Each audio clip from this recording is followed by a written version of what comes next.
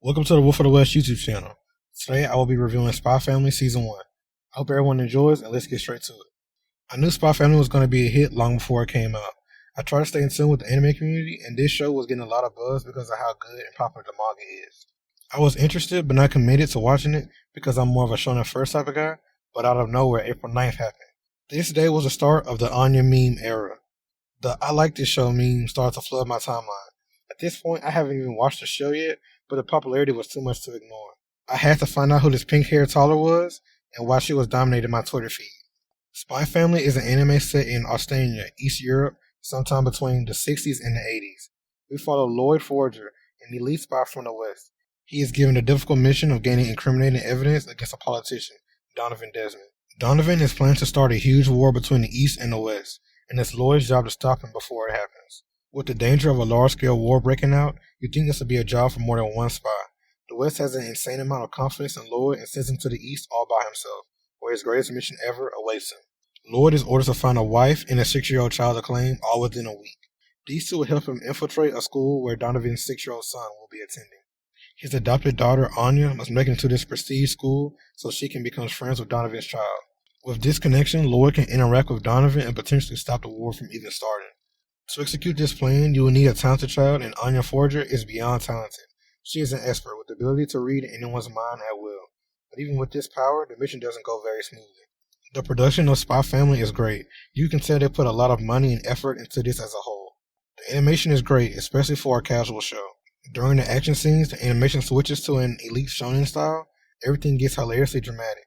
Both the opening and the ending were great. Both are filled with charm and fun, just like the show itself.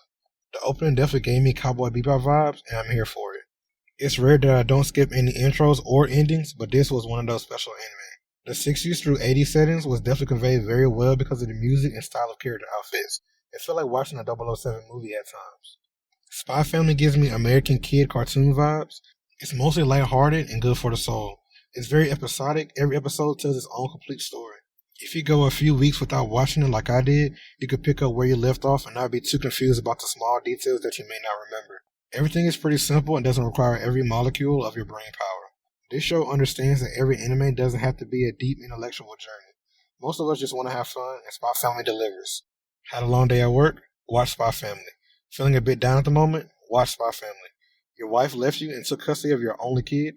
Watch SpyXFamily. This show's goal is to make you smile and laugh, and I'm sure it will succeed. I love character-driven stories. All three of our main characters need to become a true family to succeed. The fate of these two nations rests on the development of these three characters that just met a few weeks ago. Yor is the wife of the family. She's a professional assassin who's sadistic but has a loving heart. That sentence won't make any sense unless you watch the anime. Her character design is the most impressive in my opinion. Black hair, pale skin, and red eyes is a color scheme that will pop out no matter what. She wears a black dress in assassin mode and a red dress in mother mode. Both styles are very cool and memorable. Yor is actually the muscle of the family, which is unique because I'm used to seeing both guys playing the violent but sweet and ditzy roles. We don't learn much about Yor other than her close relationship with her brother, Yuri. Yuri and Yor grew up with no other family, which is what makes them so close. Yuri definitely has love for his big sister that reaches unusually high levels, but I give him a pass because of the obvious lack of social skills between the both of them. I believe that Yor's love for violence comes from a lack of loving parental figures. She looked after Yuri, but no one looked after her. Even during flashbacks, we were shown her coming home covered in the blood of her victims and smiling like it's just a regular Tuesday. Yor has been kicking ass and taking names for a while now, so it's not surprising that she is actually a better fighter than the legendary spy, her husband Lloyd. These two had a duel in front of Anya for her entertainment, and Yor had him in shambles. She was in the process of knocking him down until she passed out, meeting her limit after getting drunk hours before. Yor is a sweet introvert who does her best to be a good mother to her new daughter, Anya Forger. Anya is the main event, the ticket seller. If Anya can't make you smile, then I think you should see a therapist. She is a 6-year-old expert with the power to read anyone's mind at will. This ability really opens up so much of the comedy and plot. A lot of anime humor is normally hit or miss for me. The sexual jokes are definitely aimed at a younger and more horny audience, but thankfully none of that is present in SpyXFamily. This is wholesome comedy that all ages can appreciate. The facial expressions truly give the comedy an extra boost. Anya is constantly hearing the extreme thoughts of her family and peers.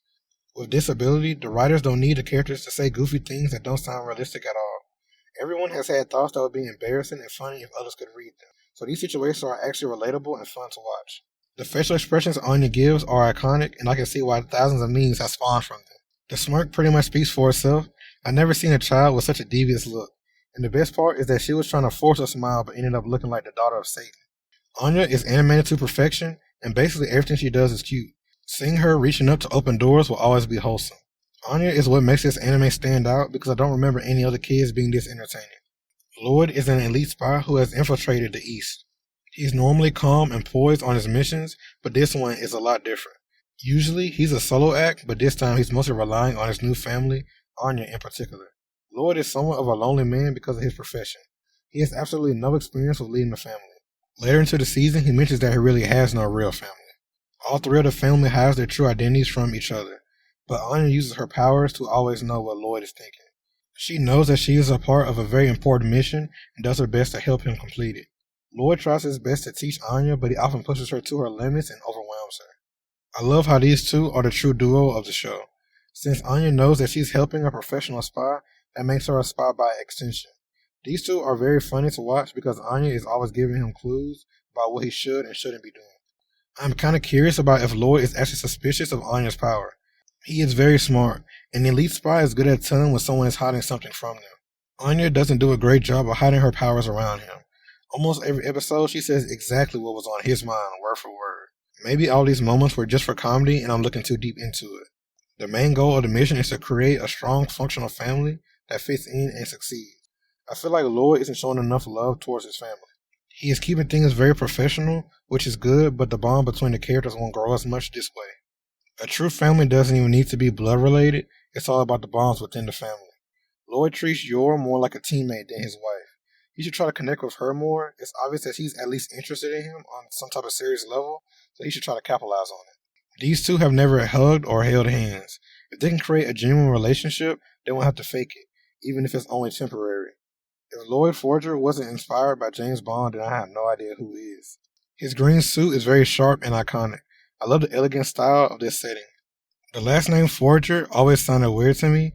While recording this video, I realized that it's similar to the word forged, which means faked or copied. The Forgers are forging a real family, and I hope I'm not the only one that didn't understand that until now. Loid is the one who drives the narrative forward. The writers have left room for him to develop as a character, and it will be fun to see him grow in the future. SpyXFamily is easily one of the best anime of this year. My score for it will be an 8 out of 10. I'm sure it's been given plenty of 9s and 10s, and I can understand that. For me, it's a perfect show to lift your spirit a little bit. SpyXFamily was a lot of fun, so hopefully it was fun to watch this video. All likes and comments are very appreciated and they help my channel grow. Thanks for staying and have a blessed day.